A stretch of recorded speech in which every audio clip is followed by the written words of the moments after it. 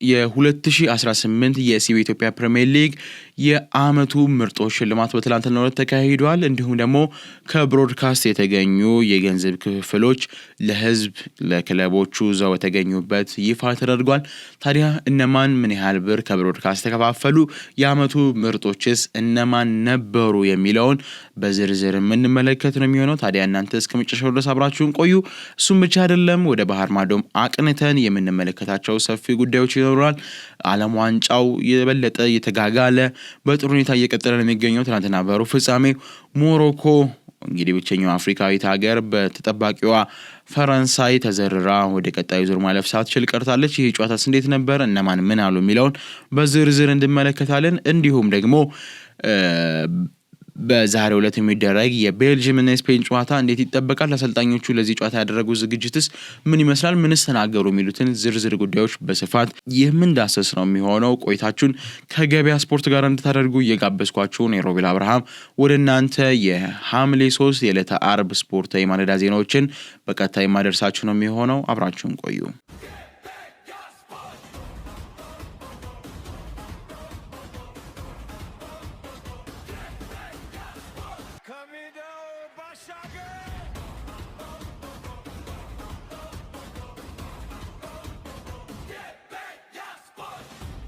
የ2018 የሲቢ ኢትዮጵያ ፕሪሚየር ሊግ የአመቱ ምርጦች ትናንትና ምሽት ተመርጠዋል። ታዲያ የአመቱ ምርጥ ያሬድ ባዬ ከሲዳማ ቡና ሆኖ ተመርጧል። ያሬድ ባዬ ዘንድሮ በመከላከል እንቅስቃሴው በተለያዩ አጋጣሚዎች ላይ ሲዳማን ሻምፒዮን እንዲሆኑ ካበቁት ወሳኝ የተከላካይ ስፍራ ተጫዋቾች መካከል አንዱ እንደነበረ ማንሳት ግልጽ ነው። ታዲያ በአስደናቂ ሁኔታ ምርጥ የነበረው ያሬድ ባዬ የኢትዮጵያ ፕሪሚየር ሊግ የአመቱ ምርጥ ተጫዋች ሽልማትን ማሸነፍ ችሏል ማለት ነው። በድምጽ መሰረት በአክሲዮን ማህበሩ ይፋይ ገጾች ሲደረግ በነበረው ሂደት ላይ ፍጹም ጥላሁን ከቅዱስ ጊዮርጊስ እንዲሁም ደግሞ ሀብታሙ እጅግ አስደናቂ ፉክክር ያሳዩ ቢሆንም ከያሬድ ባዬ ጋር በደጋፊዎች አብዛኛውን ብልጫ መውሰድ ቢችሉም እነ ፍጹም ጥላሁን በነበረው የመመዘኛ መስፈርት መሰረት ያሬድ ባዬ በመጨረሻም የአመቱ ምርጥ በመባል መመረጥ ይችላል ማለት ነው። ታዲያ የዋንጫና የ200 ሺህ ብር የገንዘብ ሽልማትም የሚበረከትለት ይሆናል ማለት ነው። ሌላኛው ደግሞ ልክ እንደዚሁ እንደ ያሬድ ባዬ ሁሉ ሌላኛው የአመቱ ምርጥ ተጫዋች ሽልማት የገባው ወደ ሲዳማ ነው። የአመቱ ምርጥ አሰልጣኝ ያሬድ ገመቹ በመባል ተመርጠዋል። ቡድኑን ዘንድሮ ለሻምፒዮንነት ያበቁት ለኢትዮጵያ ዋንጫ ፍጻሜ ተፋላሚ ማድረግ የቻሉት በእያንዳንዱ አስደናቂ እንቅስቃሴ ቡድኑን ሲረዱ የነበሩት እኚህ አሰልጣኝ ያሬድ ገመቹ የዋንጫና የ200 ሺህ ብር ሽልማትም እንዲሁ ተበርክቶላቸዋል ማለት ነው። ከፍተኛ ግብ አስቆጣሪዎቹም ታምራት እያሱና ናትናኤል ዳንኤል የብር 100 ሺህ ብር ሽልማት ተበርክቶላቸዋል። ያው ለሽልማቱ የተዘጋጀው 200 ሺህ ብር የነበረ ቢሆንም ሁለቱም ከፍተኛ ግብ አስቆጣሪዎቹ በኩል 15 ጎል አንደኛ ስለጨረሱ ሽልማቱን የሚቋደሱት ነው የሚሆነው ማለት ነው። እጅግ ድንቅ ፉክክር የነበረበትም የከፍተኛ ግብ አስቆጣሪ ሂደት ነበር ስንመለከት የነበረው ማለት ነው። ሌላኛው ምናልባት ማንሳት ይጠበቅብናል ወይም ደግሞ የብዙዎችን ትኩረት ይስባል ብዬ የማስበው የ2018 የሲቢ ኢትዮጵያ ፕሪሚየር ሊግ የክለቦች የገንዘብ ክፍፍል ምን ይመስላል የሚለውን ነው። እንደሚታወቀው በሀገር ውስጥ የቴሌቪዥን ጣቢያ ኦቢኤን በቀጥታ ስርጭት ወደ ቤተሰቦች ሲደርስ ነበር የኢትዮጵያ ፕሪሚየር ሊግ ላለፉት ጊዜያቶች። ታዲያ በዚህ አመት ለመጀመሪያ ጊዜ በሀገር በቀል ሚዲያ በቀጥታ ስርጭት በደረሰው የኢትዮጵያ ሲቢ ፕሪሚየር ሊግ ላይ 74,447,867 ብር ከ53 ሳንቲም በአጠቃላይ ከብሮድካስት ብቻ ገቢ እንደተሰበሰበ ተገልጿል ማለት ነው። የስፖንሰር ውሎችን ሳይጨምር በአጠቃላይ ዝርዝር ጉዳዮችም ተነስተው ነው ይሄ የተካተተው ማለት ነው ከብሮድካስት ጋር በተያያዘ። ታዲያ ሻምፒዮኑ ሲዳማ ቡና ደግሞ ከተሰበሰበው 74 ሚሊዮን በላይ ገንዘብ 5.6 ሚሊዮኑን ወደ ካዝናው መቀላቀል ችሏል ማለት ነው። ሲዳማ ቡና በአጠቃላይ ከብሮድካስት 5,626,102 ብር ከ79 ሳንቲም መሰብሰብ የቻለባቸው ሂደቶች ነው ያሉት። ነገሌ አርሲም እንደዚሁ 5,333,000 ብር ከ53 ሳንቲም መሰብሰብ የቻለባቸው ሂደቶች ነው ያሉት ማለት ነው።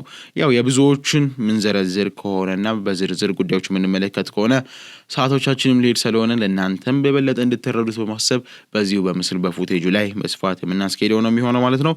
መቻል ፋሲል፣ ኤሌክትሪክ እንደየደረጃቸው ሂሳባቸውን የተቀበሉ ናቸው ማለት ነው። ቅዱስ ጊዮርጊስና ኢትዮጵያ ቡናን ለመመልከት ያክል ቅዱስ ጊዮርጊስ በውድድሩ ከብሮድካስት አጠቃላይ 4,303,350 ብር ከ97 ሳንቲም መሰብሰብ የቻለ ሲሆን ኢትዮጵያ ቡና ደግሞ 3,881,604 ብር ከ17 ሳንቲም መሰብሰብ ችለዋል ማለት ነው። ታዲያ የወረዱት ክለቦች ሽረ ምድረገነት፣ ድሬዳዋ ከተማ፣ መቀሌ ሰባ እንደርታና አርባ ምንጭ አጠቃላይ አራቱ በጋራ ከ10 ሚሊዮን በላይ ለብሮድካስት ገቢ ክፍፍል ያደረጉ ሲሆን 2,742,887 ብር ከ82 ሳንቲም ለሽረ መድረገነት እንዲሁም ደግሞ ድሬዳዋ ከተማ 2,693,000 ከ45 ብር ከ01 ሳንቲም እንዲሁም ደግሞ መቀሌ ሰባ እንደርታ 2,658,538 ብር ከ46 ሳንቲም እና አርባ ምንጭ ከተማ ከ2,639,338 ብር ከ15 ሳንቲም ከብሮድካስት ገቢ ማግኘት ችለዋል ማለት ነው። ብዙዎች ይህን መረጃ ሲፈልጉት ነበር። በተለይ መረጃው ከዚህ ቀደም ከተለያዩ የአጋር የዲኤስቲቪም ሌሎችም የኢትዮጵያ ፕሪሚየር ሊግ የቀጥታ ስርጭቶች ከ5 ሚሊዮን ዶላር በላይ ኢንቨስት መደረጉ አብዛኞቹም ንብረትና እቃው እዚሁ ከሀገር ውስጥ ከመጩ ከሆኑ አይቀር ለምን በሀገር ውስጥ አይተላለፍም በሚል በፕሪሚየር ሊጉና በኦቢኤን መካከል በነበረው የአጋርነት ስምምነት መሰረት በድምሩ 74 ሚሊዮን በላይ ሂሳብ ከብሮድካስት ተሰብስበው በሚገባው በህዝብ ፊት ምሽት በነበረው የሽልማት መርሃ ግብር ላይ ክፍፍሎቹ ለክለቦቹ ተደርገዋል ማለት ነው። ያደመጣችሁት የሚገኘው ገበያ ስፖርት ነው። ሮቤል አብርሃም ደግሞ ከሜዳው ባሻገር መሰናዳችን ወደ እናንተ በቀጥታ ስርጭት እየደረስኩላችሁ የሚገኘው አሁንም ከመሸጋገሪያ በኋላ ተመልሰን ስንገናኝ እንቀጥላለን። ትናንትና የተደረጉ የዓለም ዋንጫ የሩብ ፍጻሜ ወሳኝ መርሃ ግብሮች አሉ። ዛሬስ የሚደረጉ ምን ይመስላሉ የሚለው በዝርዝር እንመለከታለን። አብራችሁን ቆዩ።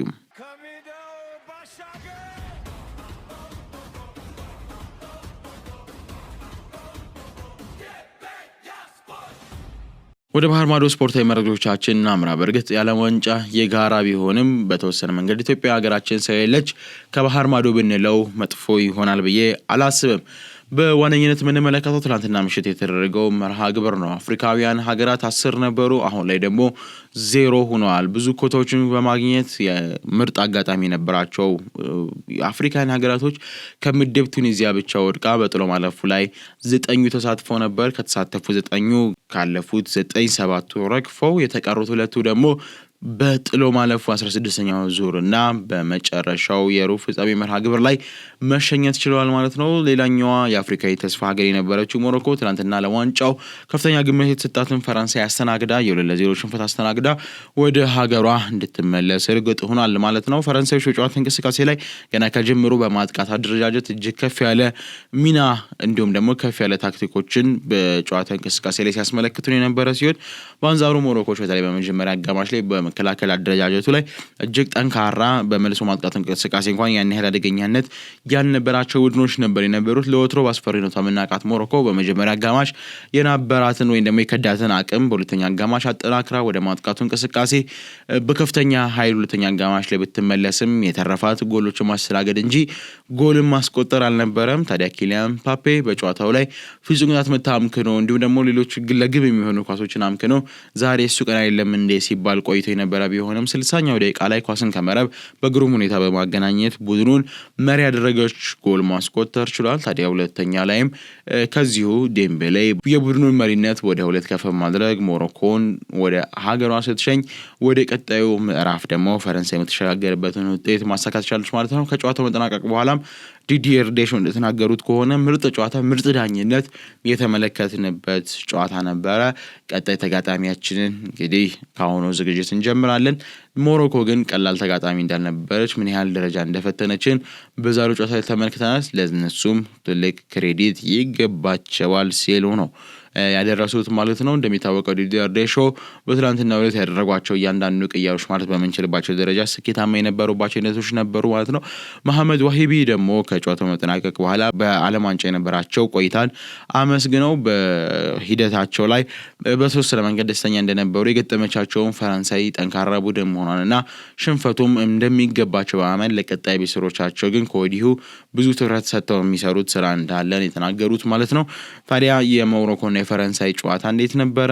ሐሳብና አስተያየታችሁን ደግሞ ለእናንተ ተራርሱን ዘንድ ጋበዝኳችሁ ማለት ነው። ሌላኛው ዛሬ የሚደረግ ወሳኝ የጥሎ ማለፍ ጨዋታ ይኖራል። ሩብ ፍጻሜው ተጋግሏል። ትላንትና የመጀመሪያው ጨዋታ ተደርጓል። ዛሬ ደግሞ ሌላኛው ጨዋታ ይደረጋል። ፈረንሳይ ለመግጠም የሚደረግ መርሃ ግብር ነው። ስፔን በቤልጂየም ባለፉት ጨዋታዎች በዓለም ዋንጫው ምንም አይነት ሽንፈት አለያም ደግሞ ምንም አይነት ጎል ያላስተናገደችው ስፔን በዛሬው ዕለት በአስደናቂ ካምባክ በአስደናቂ የጨዋታ ስልት ከጊዜ ወደ ጊዜ እያደጉ የመጡትን ቤልጂየሞችን የምትገጥም ነው የሚሆነው ማለት ነው። ታዲያ ስፔን ወይስ ቤልጂየም ማናቸው ያልፋሉ የሚለውን ምሽት 4 ሰዓት ላይ የሚጀምረው ጨዋታ ምላሽ የሚሰጠን ነው የሚሆነው። በጨዋታው ላይ ዴላ ፎንቴ ቤልጂየሞች እጅግ ከባድ ፈተና ናቸው የሚሆኑት። እነሱን በምን አይነት መንገድ እንወጣለን በሚለው ዙሪያ ያለፉትን ቀናቶች ምርጥ አድርገን ልምዶችን ስንሰራ ነበር። ታዲያ ያንን በሜዳ ላይ ተግባራዊ በማድረግ ውጤትን ማሳየትና ቀጣዩ ዙር መሸጋገር ይጠበቅብናል ብዬ አምናለሁ ሲል ተናግሯል። የቤልጂየሙም ተጫዋቾች ከጨዋታው ጋር በተያያዘ የተለያዩ መግለጫዎችን እየሰጡ ነበረ። በተለይ ደግሞ ኬቨን ዴ ብሩይኔ ከሰሞኑ ከተቀያሪ ወንበር ላይ መሆኑ ሩዲ ጋርሺያን በብዙ መንገድ ጥያቄ ያስነሳባቸው ነበሩ። እሳቸውም ስለ እሱ ቤንች እንዲሁም ደግሞ ስለ ስፔኑ ጨዋታ ጠይቀው ነበረ። ስፔን ቀላል ግምት የሚሰጣት ቡድን አይደለችም። ለዓለም ዋንጫው ከፍተኛ ትኩረት ከተሰጣቸው ክለቦች ሀገራቶች መካከል አንዷ ናት። ይሁን እንጂ ቤልጂየምም የዋዛ እንዳልሆነች በዛሬው ቆይታችን በደንብ አድርገን እናስተምራለን ሲሉ የተናገሩት። የሁለቱ ሀያላን ፍጥጫ በዛሬው ዕለት ምን ይመስላል የሚለው በጉጉት የሚጠበቅ ነው። ከኬቨን ዴ ብሩይኔ ጋር በተያያዘም ለጠየቁት ጥያቄ እንደዚህ ያሉ ቶርናመንቶች ላይ በብቃት የሚጫወት ተጫዋች ስትይዝ መልካም ነው። እኛም ደግሞ እንደዚህ ያሉ ተጫዋቾችን ዝም ብለን አይደለም እንጠቀመው። ያስቀመጥኩበት ምክንያት እናንተ እንዳሰባችሁት በሌላ ነገር ሳይሆን እሱ መጠቀም ባለብኝ ጊዜ ለመጠቀም ስላሰብኩ ነው የሚል ነገሮችን ተናግረዋል። ያው በሁለት ሰዎች መካከል የተወሰኑ ቅራኔዎች እንዳሉ የተለያዩ ምንጮች እየዘገቡ ነበር የሚገኘው። ታዲያ በአሜሪካውም ጨዋታ ላይ እንደዚህ በተወሰነ መንገድ ቤንች ነበር። ከዛ በፊት በነበረው የጨዋታ እንቅስቃሴ ላይ የጨዋታ ድሎችን በተወሰነ መንገድ ሲነፈጉ የተመለከተው ኬቨን ዴ ብሩይኔ ምናልባት በዛሬው ጨዋታ ላይ ልዩነት ፈጣሪ መሆን ይችላል ወይ ገብቶ አሊያም ደግሞ ሩዲ ጋርሺያ እንዳሉት ምናልባት የሱ ትክክለኛ ሰዓት እስከሚመጣ ነገሮች ድብልቅልቅ ብለው ይቀጥላሉ ወይ ሌላው ትኩረት የሚስብ ጉዳይ ነው። በጨዋታው ላይ ደግሞ ሌላኛው ተናጋሪው ትሮሳርድ ነው። የዛሬው ጨዋታ ቀላል እንደማይሆን ሆኖም ግን ለማለፍ የተሻላቸውን ሁሉ እንደሚያደርጉ ትሮሳርድ መናገር ችለዋል ማለት ነው። ታዲያ የዛሬው ጨዋታ እንዲጠበቃል የሚለውን እናንተም ከወዲሁ ግምታችሁን እያደረሳችሁ እንድትቆዩ እያበስኳችሁ ምሽት 4 ሰዓት ሲል በቀጥታ ስርጭት ወደ እናንተ በመልሰን የምንገናኝ ነው የሚሆነው ማለት ነው። ገበያ ስፖርትን ስታደምጡ ቆያችሁ። የሐምሌ 3 የዕለተ አርብ ስፖርታዊ ማለዳ ዜናዎችን ወደ እናንተ እንዲህ ባለ መንገድ ያደረስኳችሁ። ምሽት ላይ በአመሻሽ ፕሮግራማችን ከሰዓት ላይ ደግሞ በትንታኔ ፕሮግራማችን እንዲሁም ደግሞ ሌሊት ላይ በቀጥታ ስርጭት ወደ እናንተ በስፋት የምንደርስ ነው የሚሆነው ማለት ነው። ቆይታችሁን ከገበያ ስፖርት ጋር ታደርጉ እየጋበዝኳችሁ ሰብስክራይብ ያደረጋችሁ ቤተሰብነታችሁን አጋርነታችሁን ታጠነክሩ ዘንድ ግብዣዬ ነው። ሮቤል አብርሃም ነበርኩኝ። መልካም ቀን።